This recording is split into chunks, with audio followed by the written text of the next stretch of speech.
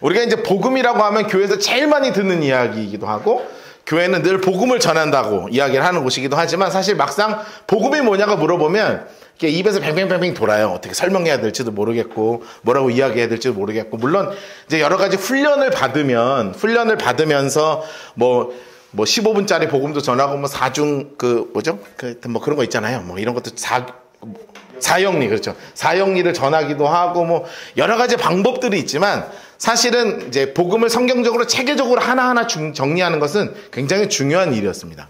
자, 그래서 성경에서 복음이라고 이야기할 때 네이밍이 딱 붙어 있는 게 있어요. 그 중에 모든 복음은 다 하나님의 복음인데, 예수님께서 직접 우리에게 전하신 복음이 바로 뭐냐면 천국 복음이에요. 그래서 성경에는 천국 복음이다 이렇게 얘기해요. 왜냐하면 예수님의 고향이 천국이어서, 그냥 예수님은 눈만 뜨면 천국 가라고 이야기하시는 분이에요. 우리가 이제 천국에 대해서 여러 가지 오해들이 있어서, 어떤 이제 교리에 따라서 이 땅에 저 영원한 천국은 없고, 그리고 이 땅에서 다 잘 되는 게 천국이고, 이런 신학자들도 사실 있어요. 교회 안에서 이런 이야기를 실제로 하는 사람들도 있고요. 그리고 이 땅에서 천국이 임할 것이고, 저 영원한 천국 없다고 이야기하는 사람도 있고요. 여러 가지 있지만 사실은 주님이 아니거든요. 아마 그런 이야기 들으면 예수님이 여기서 이제 이게 뜨거운 게 이렇게 올라올 거예요. 또 한번 오기만 내가 가면 안 된다고 이제 주님이 이렇게 생각하시고, 왜냐하면 주님은 너무 좋은 곳이 어디였냐면 천국이었거든요. 그리고 예수님이 돌아가시고 나서, 그리고 부활 승천하신 다음에 예수님의 제자들과 사도 바울을 통해서 우리에게 어떻게 하면 죄의 문제가 해결되었는가, 이거를 설명해 주시는 게 바로 그리스도의 복음입니다. 그리고 그리스도의 복음을 떠나서 미래의 문제가 어떻게 되는 거지? 이거에 대해서 천사들을 통해서, 세계의 전체적인 설계자이신 하나님이 세계를 만들어가는 천사들을 통해서 세례 요한에게 알려주신 게 바로 뭐냐면 이제 영원한 복음이죠. 요것이 이제 하나님의 복음입니다. 요것이 이제 잘 정리가 되고 나면 그 다음에 4가지 복음이 있어요. 저를 따라가시겠습니까? 거듭남의 복음, 거룩함의 복음, 병고침의 복음, 재림의 복음. 요렇게 4가지의 복음이 아주 성경적인 중심으로 해서 잘 균형 잡히게 우리의 삶 가운데 딱 이제 균형 있는 신앙으로 잡혀야 되는 거예요. 뭐 하나 치우치지 않게. 그래서 거듭남에 대해서 우리가 잘 깨달아야 하고, 또한 거룩한 삶에 대해서 깨달아야 되고, 그리고 우리가 어떻게 하면 우리가 건강하게, 그리고 병고침 받으면서 신유이죠, 하는 것과, 마지막으로 다시 오실 재림의 주님을 기다리는 이 재림의 복음까지 우리의 심령 가운데 이 복음이 잘 균형 잡히게 이제 있어야 되는 거예요. 그런데 문제는 뭐냐면, 예수님이 이제 여러 가지 말씀을 니고데모에게 말씀을 하신 거예요. 오늘 이제 본문이 니고데모를 만난 이야기잖아요. 니고데모에게 이런저런 이야기를 하시는데 너무 놀라운 게 하나 있어요. 뭐냐면 예수님이 복음에 대해서 이야기하면서 방법과 순서를 말씀 안 하세요.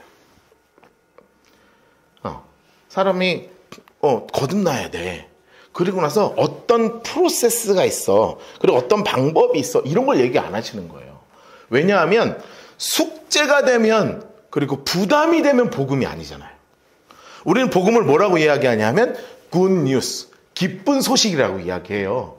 그래서 복음을 들으면 너무 기뻐해야 되는데, 여러분 숙제하세요 해서 기뻐하는 사람 봤어요? 여기 우리 한동대 학생들 몇 명 왔는데, 막 교수님이 오늘부터 프로젝트 내줄 테니까 소논문 하나 써와. 그럼 막 희열이 와요. 막 여기서 나 드디어 내가 숙제가 너무 하고 싶었는데, 이런 사람 아무도 없어요. 사실 복음은 부담이 되면 안 되는 거예요. 제가 이제 성경 공부를 우리가 같이 하고 있는데, 성경 공부할 때 뭐예요? 절대 안 하는 게 있어요. 첫 번째, 질문하지 않아요. 저는 성경 공부 때 질문하는 걸 제일 싫어해요. 왜냐하면 어차피 모르고, 나도 모르고, 서로 모르는데 왜 자꾸 질문을 해? 그리고 질문해서 정답이라고 말하는 목사님을 내가 한 번도 본 적이 없어요. 내가 성경 공부를 수없이 해왔는데, 권사님 어떻게 생각하시죠? 그럼 뭐라고 얘기하잖아요. 좋은 생각입니다. 다 생각이 다르기 때문에 정답이 없어요. 그래서 내가 질문을 안 해요. 두 번째 뭘로 안 하냐면 암송을 안 한다고요. 왜냐면 제가 싫어해서 그래요. 나는 머릿속에 집에 때려넣는 걸 너무 싫어해. 그리고 마지막으로 절대 안 내주는 게 뭐냐면 숙제 안 내드린다고요. 그래서 심지어 제가 안 오셔서 제가 영상 올려드려도 검사 안 하잖아요. 했냐 안 했나. 그렇죠? 제가 검사해요 안 해요? 안 하죠. 그 왜 그러는 줄 아세요? 이게 다 복음이에요. 왜냐하면 뭔가 자꾸 부담을 줘봐야 소용이 없어요. 교회 안에 사실 누군가는요, 훈련을 받아야 된다는 분들도 있어요. 그래서 여러 가지 훈련 코스들을 교회에서 만들어요. 이제 다들 교회에서 한 자락들 하셨던 분들이 여기 오신 분들이 있으니까 다들 다양한 성경 공부와 코스들을 해오신 분들 있죠. 무슨 우리 청년들도 각 교회마다 무슨 코스 요 코스 끝나면 끝나고 요 코스 끝나고 뭐 제자하고 뭐 책 읽고 레포트 써내고 막 교회에서도 그런 거 많이 합니다. 그런데요, 저는 그런 거 별로 안 좋아해요. 왜냐하면 잘못하면 훈련받아야 되고 그리스도의 제자가 돼야 된다는 말 좋은데요, 잘못하면 목사의 제자가 되는 경우가 너무 많아요. 그리고 나서 너무 부담을 갖는 분들도 많아요. 막 책을 읽으라 그러는데 책을 읽어서 어떤 목사님은요, 예전에 저희 아내가 이제 훈련받을 때 어떤 목사님은 책은 씹어 먹어야 돼요. 진짜요. 책은 씹어 먹어야 되는데, 그래가지고 무슨 책 한 패러그래프를 이렇게 읽으면 거기에 대한 코멘트를 책에 다 써가지고 그걸 막 내야 되고, 아침마다 큐티에서 올려야 되고, 안 올리면 벌금 10,000원, 일주일이면 70,000원 막 이렇게 걷어요. 그러니까 막 선생님들이 막 하는 거야. 막 일단은 하는데 1년 지나니까 막 다들 미치려고 그러는 거예요. 진짜 안 미치겠습니까? 저는 그런 거 너무 싫어. 그 왜 그러냐 하면, 잘 생각해 보세요. 복음은 기쁜 소식이어야 되는데, 기쁜 소식이라는 건 부담이 없어야 돼요. 듣기만 해도 막 행복해지는 게 기쁜 소식이란 말이에요. 그런데 복음이라고 이야기하면서 너무너무나 부담스러운 것은 그 기쁜 소식이 안 돼요. 그래서 하나님이 이 땅 가운데 복음을 만드셔서 나에게 거듭남이라고 하는 그 은혜를 여러분의 입속에 그냥 집어 넣어 주신 거예요. 내가 이 구원을 위해서 해야 되는 게 하나도 없어요. 내가 이 구원을 받는 것에 대해서 어떤 방법도 어떤 순서도 없어요. 인간은 그거를 교리처럼 만들지언정 하나님은요, 그런 거 하나도 필요 없는 거예요. 여러분, 우리가 이제 곧 나누게 될 그 거룩함의 복음도 마찬가지예요. 여러분, 우리 거룩함이라고 얘기하면 여러분 거룩한 성도가 되십시오. 그럼 갑자기 무슨 생각이 들어요? 나는 욕도 하고, 솔직히 욕도 하고, 그리고 직장생활 하면서 상사도 있고, 나한테 한번 쪼면 앞에서는 하지만 뒤에서 하고, 가끔 우리는 안 그러겠지만 또 몇몇은 또 한 잔씩 하기도 하고, 다 그러고 사는 사람들 얼마나 많은데요. 그런데 제가 강단에서 거룩함의 복음을 지키십시오. 그러면 막 갑자기 부담이 돼요. 여러분 그거 아세요? 우리가 조금 나중에 이제 하나하나 나누겠지만 거룩함의 복음조차 내가 이룰 수 있는 게 하나도 없게 만드신 거예요. 왜냐하면 복음이기 때문에 그래요. 거룩함 또한 하나님이 그 거룩함을 만드셔서 우리 입속에 그냥 집어 넣어주신다고요. 여러분, 그래서 복음에 대해서는 너무나 확실한 건 기쁜 소식이라는 거예요. 에베소서에 이렇게 정리되어 있잖아요. 우리 같이 에베소서 말씀 한번 읽어볼까요? 시작. 너희는 그 은혜에 의하여 믿음으로 말미암아 구원을 받았으니 이것은 너희에게서 난 것이 아니요 하나님의 선물이라. 너희에게서 난 것이 아니에요. 그렇다는 건 뭐예요? 내가 구원을 위해서 할 수 있는 게 있다 없다? 없어요. 하나님이 그냥 다 만들어서 집어 넣어주시기만 하면 그거를 받아들여요. 여러분, 복음이라는 이 기쁜 선물을 마음속에 마음껏 받아서 누리시기를 주님의 이름으로 축복합니다. 저는요, 이 부담감이 있을 때 선물이라는 말이 이해가 안 됐어요, 사실. 왜냐하면 뭐 이렇게 목사님들이 복음 설교를 하는데 하라는 게 많아. 다 안 된다고 정죄하는 게 너무 많아요. 저 솔직히 그런 거 너무 많았어요. 뭣도 안 되고, 뭣도 안 되고, 뭣도 안 되고, 이거는 해야 되고, 그럼 나는 다 못하는데, 어떻게 그게 기쁜 소식이란 말이에요. 그런데 주님은 우리에게 너무나 분명하게 말씀하시는 거예요. 너가 하고 안 하고가 중요한 게 아니라, 너 안에 그 믿음이 있으면, 내가 이 복음의 말씀을 다 만들어서 너희 안에 집어 넣어 주겠다는 거예요. 여러분, 이것이 선물의 은혜입니다. 자, 그러면, 이제, 거듭난다고 하는 것은, 이 육체가 거듭나는 게 아니라, 참 우리 각자 육체가 다 다른데 육체가 거듭나는 게 아니라, 사실 우리는 육체가 거듭나기를 늘 원하죠. 그렇죠? 그래서 어떻게 돈을 들여서라도 한번 싹 갈아엎을까, 뭐 이렇게 뭐 빼낼까, 뭐 이런 거 여러 가지 생각들을 하잖아요. 어디 흡입할 데 없나, 뭐 내가 거울 보면서 여기 좀 했으면 좋겠다. 우리는 육체를 갈아엎고 싶지만 하나님은 그런 거 하나도 관심 없어요. 뭐를 뒤집으시는 거냐면 우리의 영이 완전히 새롭게 태어난다는 것을 의미하는 거예요. 근데 이거를 조금 제가 좀 다르게 이제 영이 다시 태어난다는 것을 좀 다르게 표현하려고 그래요. 좀 이제 편하게 계셔도 돼요. 긴장하지 마시고. 제가 이제 교회학교 디렉터를 오랫동안 했어요. 제가 이제 전도사 말고 교육 목사로 전체적으로 교육, 그 큰 교회에서 교육 총괄을 하면서 제가 어린이 예배 막 다니면서 이제 설교를 하는데 애들한테 어떻게 이 창조를 잘 설명을 할까 하다가 애들한테 하는 설명이에요. 근데 이제 애들한테 하는 설명이니까 그냥 좀 쉽게 표현하는 거예요. 하나님이 이렇게 지능을 이렇게 해가지고 이렇게 오물조물 이따맣게 만들었어. 근데 애가 너무 통나무처럼 진흙으로 돼 있는 거예요. 그리고 제가 나랑 눈이 좀 맞추셨으면 좋겠네. 그리고 이제 하나님이 확 찔렀어. 그랬더니 애가 너무 이제 쑥 들어간 거예요. 그래가지고 진흙 2개 이렇게 동그랗게 말아가지고 집어 넣었어. 얘가 나랑 보긴 보는데 얘가 숨을 쉬어야 될 거 아니에요. 그래가지고 구멍을 2개를 뻥 뚫었네. 근데 애가 너무 다이렉트로 보이는 거예요, 구멍이. 그래가지고 하나님이 이제 진흙을 이렇게 말아가지고 이렇게 세워가지고 콧대를 이렇게 세워놨더니 얘랑 내가 대화를 하려면 내 말을 들어야 될 거 아니에요. 그 듣는 거를 어디다 뚫을까 고민하시다가 사이드에 뚫으셨단 말이에요. 사이드에 뻥 뚫었는데 보니까 너무 밋밋하잖아. 없으면. 그래가지고 또 진흙 가지고 만들어서 이렇게 귓볼에 이렇게 만들어놨어. 그랬더니 얘가 이제 말을 해야 되니까 이렇게 이렇게 해가지고 쑥 넣었단 말이에요. 쑥 넣었더니 이렇게 들어갔는데 세상에 애가 이렇게 너무 좀 뭐 좀 먹여야 되는데 나중에 애가 너무 씹지도 못하고 이렇게 너무 말캉말캉하면 안 되니까 하나하나 그 하나님이 그 다 만들었으니까 진흙으로 이렇게 하나 딱딱하게 이제 해가지고 이거 하나 다 임플란트 다 씹어놓고 이제 보니까 약간 요거 그냥 그럼 좀 이상하니까 그냥 해가지고 이렇게 쑥 해가지고 쑥 뺐다 그러니까 하나 만들어놨단 말이에요. 이제 목도 좀 쳐넣고 손도 이렇게 쭉 빼놓고 다리도 이렇게 해가지고 이렇게 2개 만들어놓고 애가 발바닥 없이 다니면 되게 이상하니까 그래가지고 발바닥 좀 넓게 해놓고 다 이거 손가락 다 만들어놓고 이렇게 만들어놓고 이제 넣는 데가 있는데 나오는 데가 없으니까 이제 넣는 데 나오는 데 뽑아놓고 이제 그렇게 해가지고 하나님이 이제 하나님의 형상대로 이게 제가 어린이들한테 설명을 한 거예요. 이렇게 애들한테 이제 재밌게 해주려고. 이제 그때는 더 까불면서 얘기했겠죠. 이제 확 해가지고 이제 구멍까지 마지막에 완성을 시켜가지고 하나님이 너무나 형상대로 아름답게 만드신 거예요. 그게 창세기 1장 27절에 이렇게 써 있잖아요.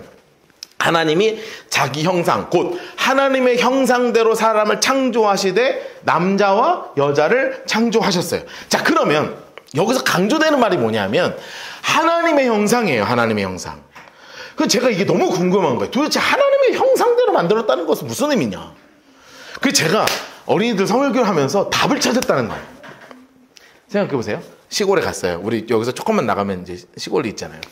시골을 가면 소가 있어요. 소. 제가 어린이들한테 설명을 하는 거예요. 이렇게 있어요. 그럼 저기서 강아지가 이거 져요. 자, 대화가 돼요, 안 돼요? 안 돼. 안 돼요, 얘네끼리는. 근데 개끼리는 돼. 알죠? 개 한 마리가 밤에 지면 저기서 이렇게 한단 말이에요. 지들끼리 막 동네마다 난리가 나 시끄러워 죽겠어. 뭐 저녁에 뭐 하나 뜨면요. 아니 그냥 이게 개판이 되는 거야. 동네가 막 돼요. 그러니까 근데 소랑 같은 짐승인데 소랑 걔는 대화가 안 돼요. 그럼 우리도 소한테 가면 소 얼굴 가까이서 보셨어요? 시골에서 자라신 분들은 소 얼굴을 가서 볼 텐데 애가 눈이 이만하거든요. 이만한데 애가 눈이 얼마나 착하게 생겼는지 몰라요. 그리고 햇바닥도 되게 길고 막 까실까실하고 그래요. 걔 이렇게 손대면 막 이렇게 핥거든요. 그럼 막 엄청 이따만하게 막 날 막 까실까실 한다고요. 너무너무 귀여워. 그럼 제가 걔를 보고 걔가 하면 나도 이렇게 하면 통해요? 안 통해. 그런데 웃긴 거 뭔지 아세요? 사람은 사람끼리 통해요. 제가 아프리카 공항 가가지고 이러면 갔다가 식당 데리고 갈 거 아니에요. 막 이러면 나 화장실 데리고 갈 거 아니에요. 여러분 희한한 게 뭔지 아세요? 같은 형상끼리는 뭐가 되냐 하면 대화가 되는 거예요. 여러분 제가 왜 하나님이 자기 형상 곧 하나님의 형상대로 사람을 창조하셨냐? 여기에 대한 답을 어떻게 찾았냐 하면 우리 하나님이 우리 인간에게 진짜 원하시는 게 바로 뭐냐면 너와 내가 대화하기를 원하시는 거예요. 너와 내가 지금도 소통하기를 원하시는 거예요. 같은 형상이어야 소통이 가능한 거예요. 다른 형상은 아무리 해도 소통이 안 되는 거예요. 그래서 우리를 태초에 하나님의 천지를 창조하시면서 인간을 만드실 때 정말 마음에 흡족하셨던 이유는 뭐냐면, 너와 내가 대화할 수 있고 너와 내가 교제를 나눌 수 있는 가장 아름다운 하나님의 형상대로 우리를 만드셨기 때문에 그런 거예요. 그것이 단순하게 외적인 형상이 아니라 육도 그렇고 이 마음도 그렇고 우리 안에 있는 영도, 이 몸과 영혼, 육, 이 세 가지가 전부가 다 하나님의 형상과 동일한 형체로 우리를 참 만드셨어요.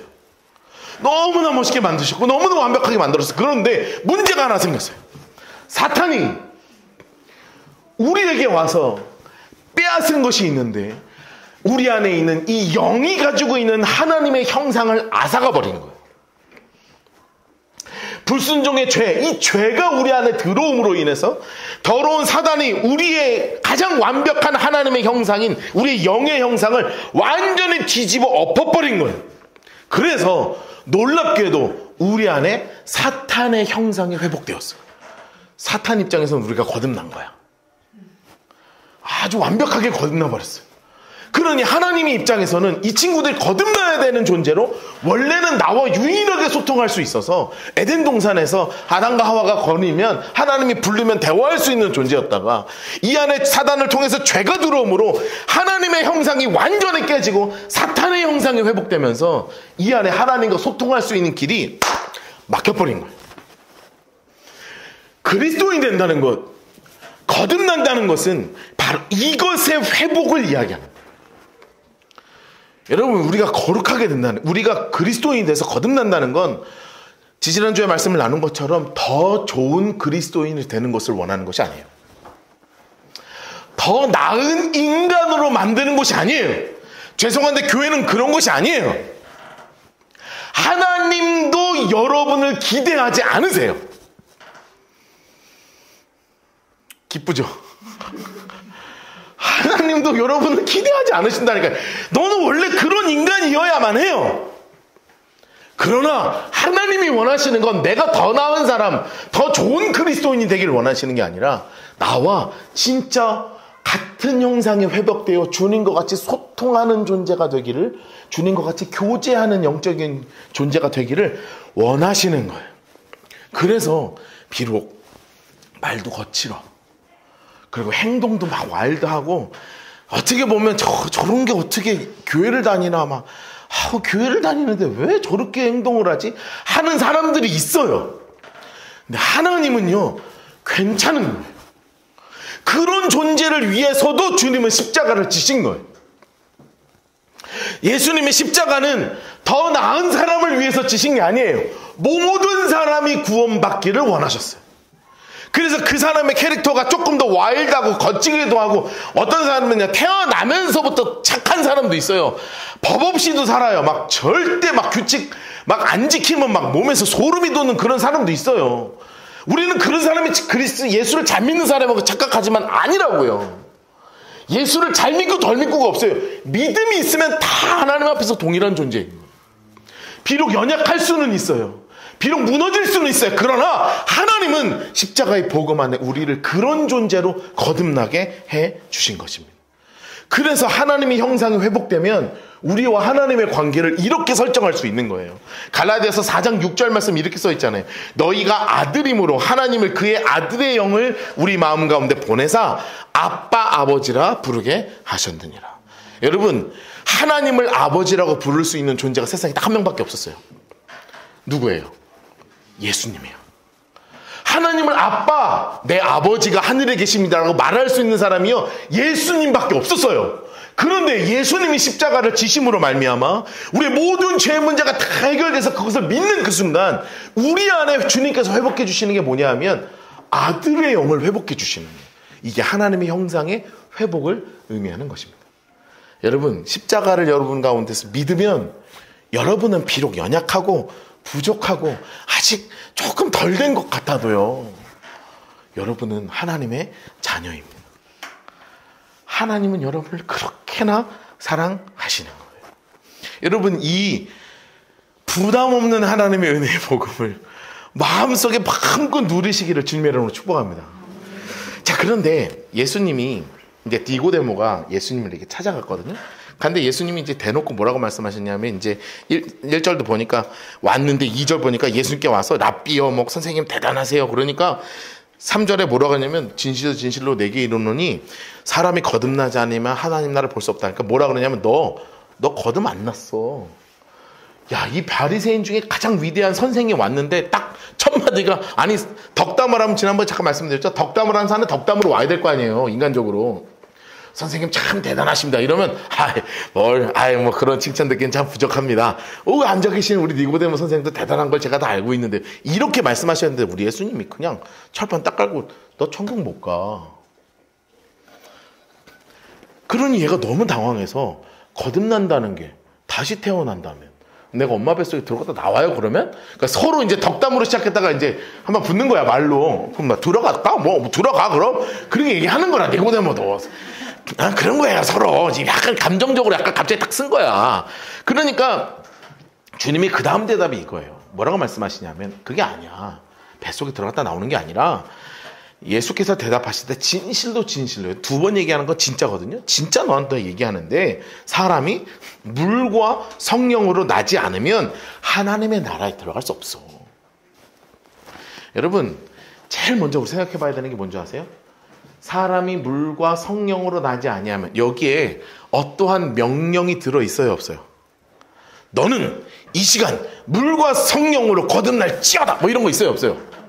없죠? 예수님은 원래 그렇게 하실 수 있는 분이에요. 여러분 믿으십니까?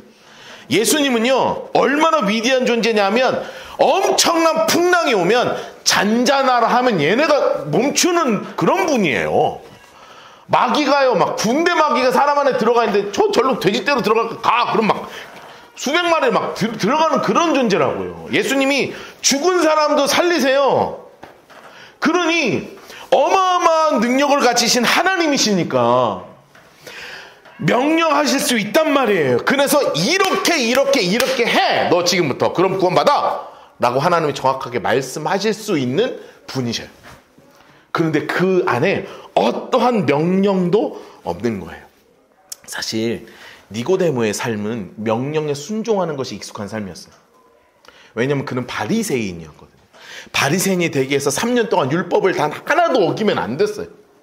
율법을 안 어긴다는 건 정말 불가능한 일에 가까워요. 그런데 이 불가능한 일을 해내고 지금도 그것을 가르치는 사람이 누구였냐면 바리새인이었던 니고데모였다. 그러니 사실 훨씬 쉬운 게 뭔지 아세요? 자, 지금부터 성경 365번 하루에 1독씩 하고 하루 1독씩 그 가능해. 헤이! 그럼 할 거 아니야. 잠 안 자고. 그렇게 3년 동안 성경 천독하고 금식 40일 하고 그렇게 하면 너 구원받아. 라고 이야기했으면 부담은 될지언정 어떻게든 한번 해보지 않겠어요? 구원만 받을 수 있다 그러면 못할 게 뭐야? 지옥 안 가고 이렇게 할 수 있는 방법만 있다면요. 못할 게 뭐예요? 니고데모 하라 그러면요. 할 수 있는 존재예요. 그런데 주님은요. 그런 것에 대한 하나도 얘기하지 않으세요. 그리고 단 두 가지. 물과 성령을 통해서만 거듭날 수 있다. 라고 이야기해 주시는 거예요. 그럼 물은 무엇이고 성령은 무엇이냐? 물은요. 이야기하는 게 바로 뭐냐면 물이 의미하는 게 있어요. 물을 얻으려면 이 당시 생각해 봅시다. 2000년 전에 물을 얻으려면 두 가지 방법이 있어요. 첫 번째는 땅을 파는 거예요.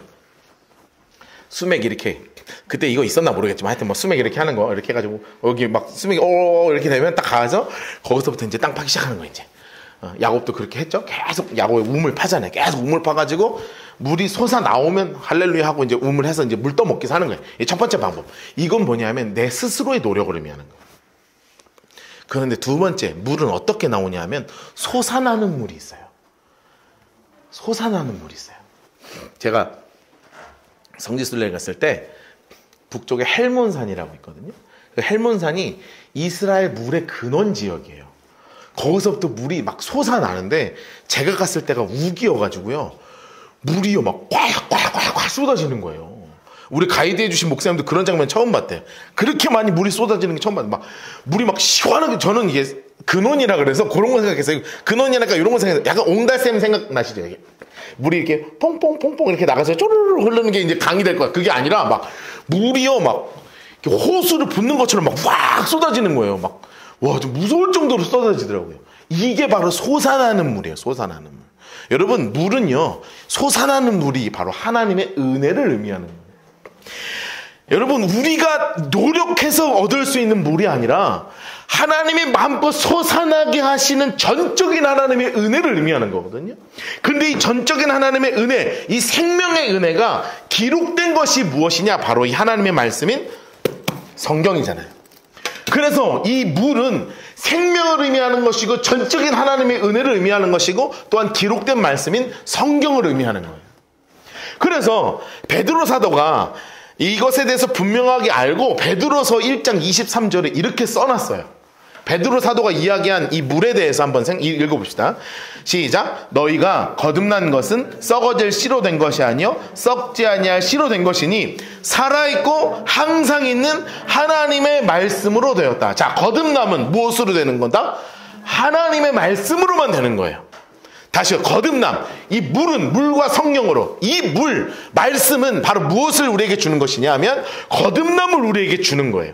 성경을 읽어요. 설교를 들어요. 그리고 나서 큐티를 해요. 이러면서 내 안에 하나님의 말씀이 거할 때 내 안에서 생명의 샘물이 솟아나서 내 안에 있는 이 나를 죽이는 더러운 이산화탄소를 갖다 다 집어넣고 완전히 내 생명을 살리는 산소를 내 안에 집어넣어주는 말씀으로 거듭나는 거예요.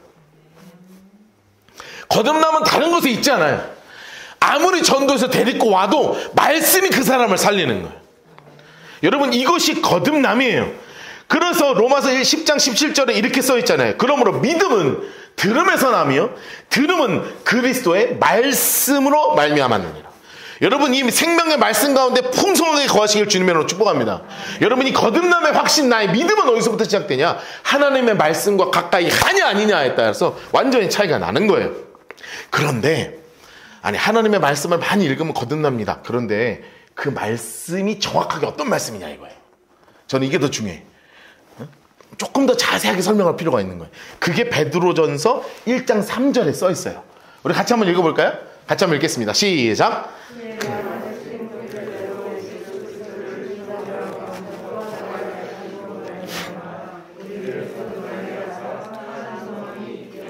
자, 보세요. 그의 많으신 긍휼대로 이 하나님의 말씀이 뭐냐? 첫 번째, 예수 그리스도를 죽은 자 가운데서 예수님을 죽이신 것이 하나님의 말씀이에요. 두 번째, 단순히 죽인 게 아니라 다시 살리신 것이, 부활시킨 것이 하나님의 말씀이에요. 여러분, 이 죽으심과 부활만이 우리를 거듭나게 하는 하나님의 말씀이신 줄 믿습니다. 왜 죽었냐? 여러분의 죄를 위해서, 나의 죄를 위해서, 온 인류의 죄의 문제를 단번에 해결하시기 위해서 예수님께서 십자가에 지셔서 그 예수님의 십자가의 은혜로 말미암아 그가 죽으심으로 죄가 해결되었고 그가 살아나심으로 우리에게 생명이 주어진 줄로 믿습니다.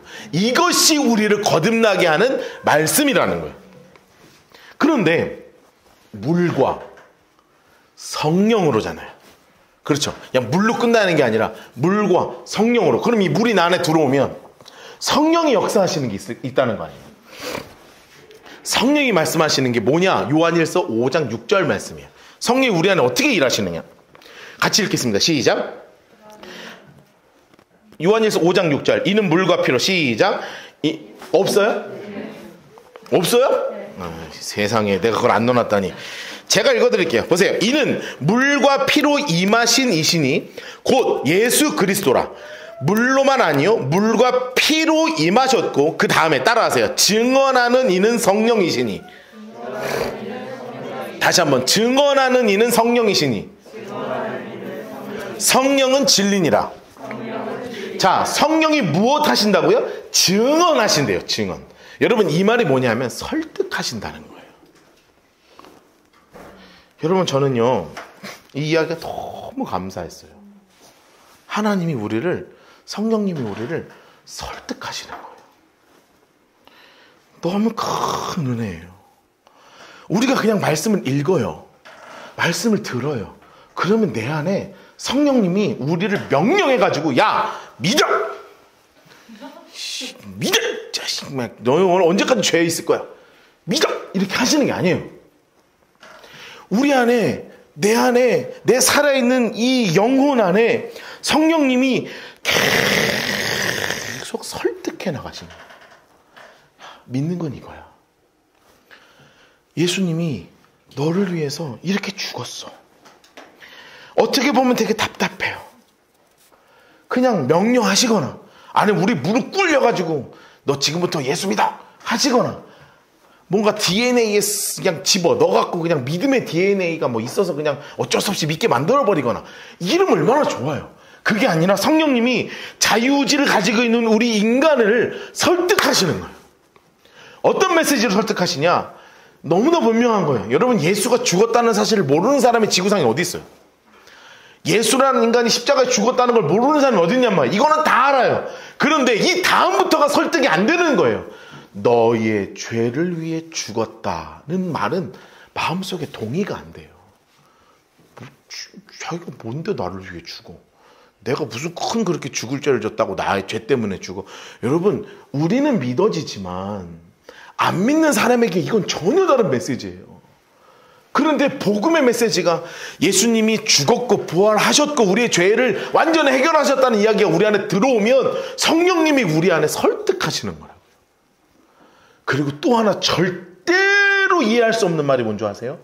부활했다는 말이에요. 여러분, 믿어져요? 죽은 사람 부활한 거 본 적 있어요? 전설의 고향에서나 나온 얘기야, 그거는. 전설의 고향. 막 죽은 사람 벌떡 일어나면 막 깍거리지. 여기서 기뻐하는 사람이 어디 있어요? 돌 굴려갖고 막 살아났다는데 막 미라처럼 막 붕대 막 두두두두 감고 있다가 붕대 다 풀려가지고 살아났다는데 이거를 행복해하는 사람이 어디 있냐고. 불가능한 거예요, 이거는. 그런데 성령님이 우리 안에 설득하시는 거예요. 너에게 새 생명을 허락하시기 위해서 죄의 문제를 십자가에서 다 해결하셨고, 그리고 해결하신 것들을 붙잡고 죄의 권세를 이기셔서 우리에게 새 생명을 주기 위해서 부활하신 분이 너를 위해 죽은 예수 그리스도야 라는 것을 우리 안에서 계속 설득하시는 거예요. 죄와 사망의 권세를 이기고 우리의 모든 죄를 깨끗하게 해결하셨다. 인간적으로, 상식적으로 일반 사람들은 인정할 수 없는 이 놀라운 은혜의 복음을 성령님께서 우리 안에서 막 설명하시는 거예요. 보세요. 구원에 있어서 모든 것은 다 하나님이 하고 계시는 거예요. 내가 자랑할 수 있는 게 하나도 없어요. 내가 교회 몇 년 다녔다? 내가 교회에서 어떤 봉사를 했다? 내가 교회 뭐 헌금을 어떻게 했다? 내가 뭐 교회를 뭐 뭘 했다? 뭐 이 교회 내가 다녀봤다? 아, 저 목사님 뭐 내가 안다?